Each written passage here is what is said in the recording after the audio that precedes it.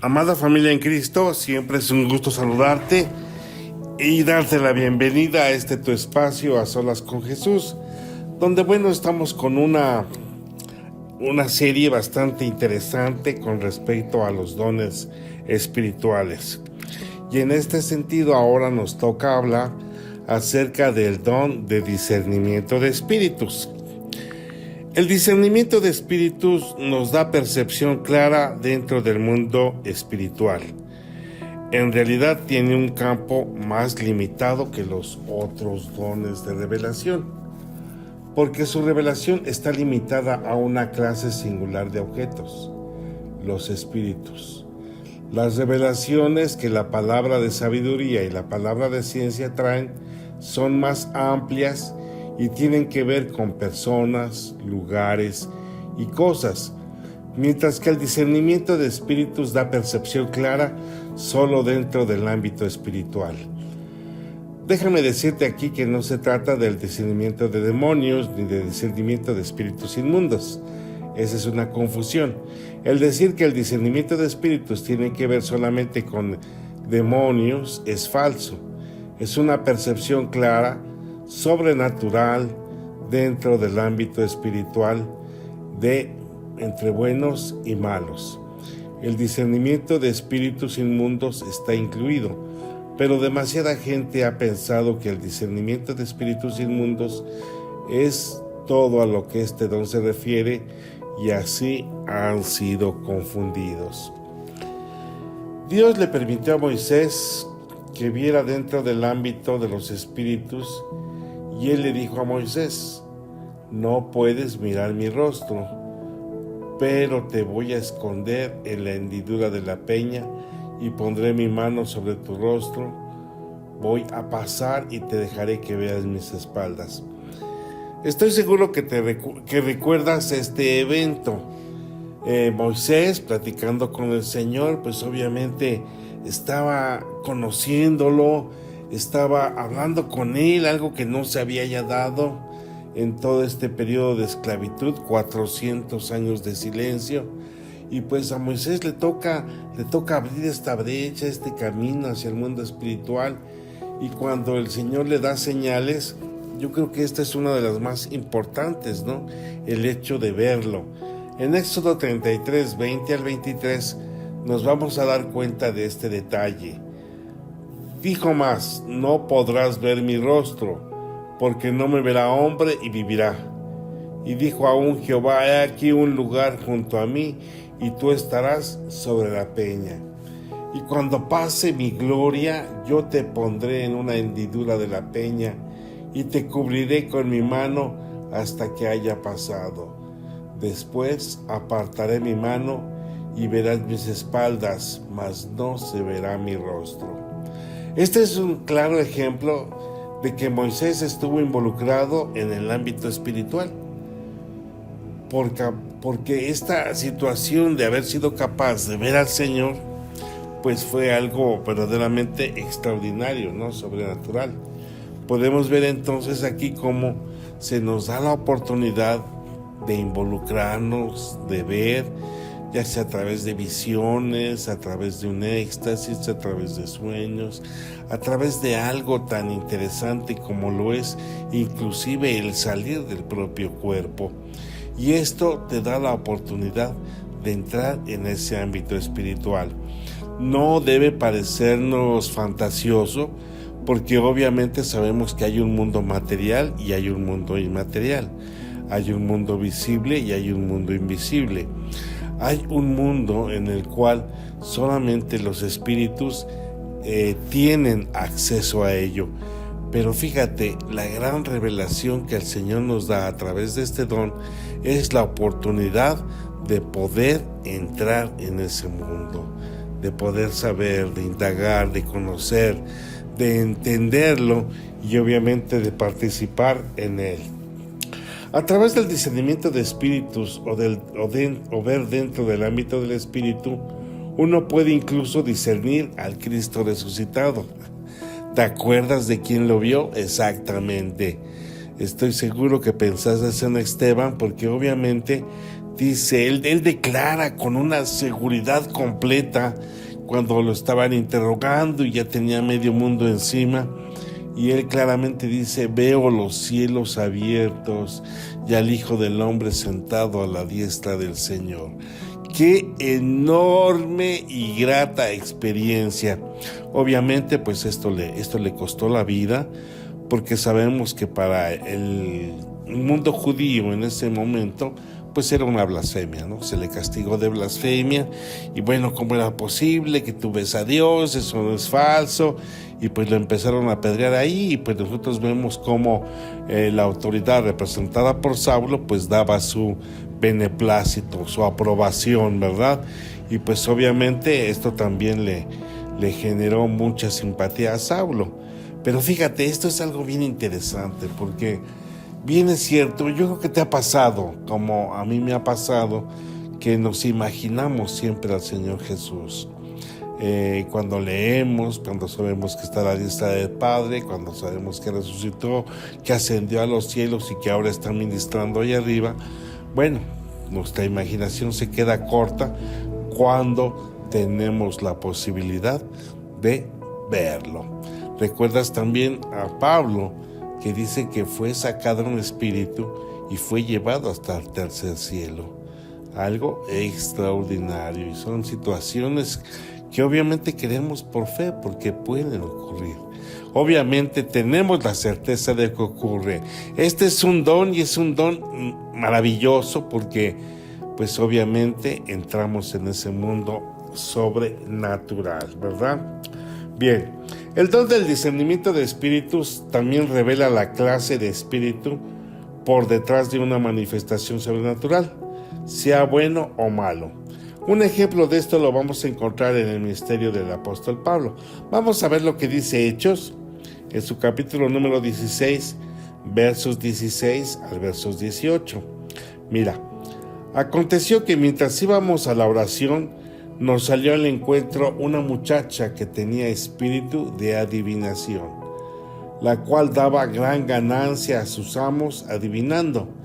Esta, siguiendo a Pablo y a nosotros, daba voces diciendo: estos hombres son siervos del Dios Altísimo, quienes anuncian el camino de salvación. Y esto lo hacía por muchos días. Mas desagradando a Pablo, este se volvió y dijo al espíritu: te mando en el nombre de Jesucristo que salgas de ella. Y salió en aquella misma hora. Por el discernimiento de espíritus, Pablo supo que esta muchacha que los estaba siguiendo al grupo que andaba ahí en las calles de Filipo, y tenía un espíritu de adivinación. Cuando el don del discernimiento de espíritus está en operación, Pablo se volvió a ella, y lejos de reprender a la joven, lejos de reprender a la muchacha, ¿verdad? Hubiera dicho: cállate, mira, ya no estás molestando, te voy a echar a la patrulla, a la policía, para que ya no nos sigas. Pero realmente aquí lo que vemos es cómo Pablo alcanza a discernir que el que estaba hablando era un espíritu, el espíritu de adivinación que estaba sobre de ella. Y obviamente habla con toda autoridad en el nombre de Jesús, al cual se somete toda potestad, y entonces le ordena que salga. Entonces puedes darte cuenta de ahí de algunas situaciones que a veces nos pueden ocurrir, ¿verdad? Personas que pueden estar hablando con nosotros, pero que es interesante o es importante reconocer la intención que traen atrás.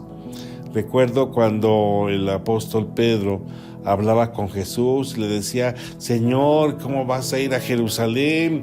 Cuida tu vida, por favor. Mira, nosotros te queremos, te amamos. Y el Señor fue muy tajante y le dijo: fuera de aquí, Satanás. Y no es porque estuviera poseído Pedro, ni mucho menos, sino porque simplemente sus palabras eran las palabras del engañador, ¿verdad? Que estaban oponiéndose a la misión que traía el Señor, y obviamente al cumplimiento de la palabra. Entonces, esto es interesante, y yo espero que en algún momento pues tengamos la facilidad y la oportunidad de tener este don. Recuerda que puedes pedirlo, ¿verdad? Es algo increíble esto. Las manifestaciones sobrenaturales en el ámbito espiritual se originan en una de dos fuentes, Dios o el diablo. Acuérdate, ¿verdad? Ellos son los representantes de ese mundo. Muchas cosas que nos parecen milagrosas a nosotros, en realidad pueden no venir de Dios. No debemos olvidar que Satanás también es un ser sobrenatural. Demasiado a menudo la gente está lista a seguir cualquier cosa, o sea, respaldada o no por las Escrituras.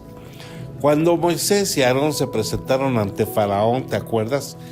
Que lanzaron su vara, y esta vara se convirtió en serpiente. Pero entonces el Faraón manda llamar a sus magos, y estos magos también lanzan colocan sus lanzas y también se convierten en serpientes. Obviamente estamos viendo aquí que Satanás es un imitador. Y así como el Señor puede actuar en una persona, en una sanidad o en un milagro, Satanás también lo puede hacer, porque sabemos que hay milagros de engaño, milagros de mentira, milagros que vienen precisamente a robar y a quitar tu fe, ¿verdad? No es posible que se encomienden ahora a la muerte, que se encomienden al demonio, pues porque les va a dar lo que la gente quiere, lo que la gente pretende: riqueza, fama, fortuna, placeres, etc. Entonces, mucho cuidado en este sentido, porque es obvio que debemos estar bastante capacitados para entender a veces la forma y la manera de hablar de una persona, las intenciones que trae, su pensamiento. Debe estar respaldado con la Escritura. De lo contrario, podrán sonar muy bonitas, pero tenemos que tener la capacidad de verlo. ¿Cuántas veces no nos han engañado? ¿Cuántas veces no hemos encontrado mentira? ¿Cuántas veces hemos relacionado esto pues con alguna persona que nos ha traicionado, que pues confiábamos en ella plenamente y al final nos traiciona rotundamente? A través de este don podemos saber qué espíritus están por detrás de esta operación. Por otra parte, podemos identificar correctamente la fuente de la manifestación, incluso sin tener el discernimiento de espíritus en operación en nuestra vida. ¿Cómo puede ser esto posible? Porque si conocemos la palabra de Dios y estamos en el Espíritu, tendremos un testimonio interior que nos guiará y distinguiremos lo verdadero de lo falso, ¿verdad? Lo que te comentaba, es importante tener el respaldo de la palabra, porque de lo contrario, es curioso cómo a veces el no conocer esto nos lleva al engaño por completo. Y por eso muchas congregaciones viven en falsedad, muchas congregaciones viven en tinieblas, porque la palabra de Dios se ha apartado de sus corazones y ahora solamente se mueven pues con el pensamiento del líder, con lo que les dice, con lo que hacen, y pues hemos visto una serie de barbaridades tremendas que impera en varias congregaciones en este siglo XXI. La palabra sigue siendo la autoridad máxima, la autoridad única, siempre contra este respecto. Si la persona que está al frente habla conforme a la Escritura, es correcto, y si no, pues hay que pensarlo, hay que cuidarlo. ¿Recuerdas cómo los hermanos de Berea, después de que predicaba Pablo, iban a su casita y lo checaban, ¿verdad? Porque pues ya no hay que confiar en nadie, sinceramente ya no hay que confiar en nadie. Y bueno, esto es algo interesante en cuanto a la interpretación de estos espíritus. ¿sí? Dice en 1 Corintios 12, del 8 al 10, porque a este es dada por el Espíritu palabra de sabiduría, a otro palabra de ciencia y a otro discernimiento de espíritus, ¿sí? Esto nos declara o incluso implica que todos estos dones en sí pueden ser dados a cada creyente, pueden ser guiados por el Espíritu, pero necesitamos distinguir la diferencia entre los dos. Algunas cosas no son reveladas por el testimonio interior y las otras no son reveladas por el discernimiento de espíritus. Algunos han dicho que el mejor modo de averiguar lo que algo es o no es que primero el discernimiento de espíritus no es discernimiento. Hay quienes dicen tengo el don del discernimiento. En realidad no hay tal don mencionado en la Biblia. La Biblia llama a este don el discernimiento de espíritus, ¿sí? Debe ser completo, porque de lo contrario podemos caer en el hecho de solamente estar hablando en cuestión de aspecto carnal o natural, ¿no? En realidad debemos de entender que el discernimiento de espíritus es una clase de lectura mental espiritual. Algo que debemos entender conforme al discernimiento de espíritus es que no se trata de una penetración mental, ni que vas a estar allí haciendo como el gurú, ¿verdad? Tratando de sondearlo psicológicamente y ver su carácter y todo esto. No, se está hablando de las intenciones del corazón.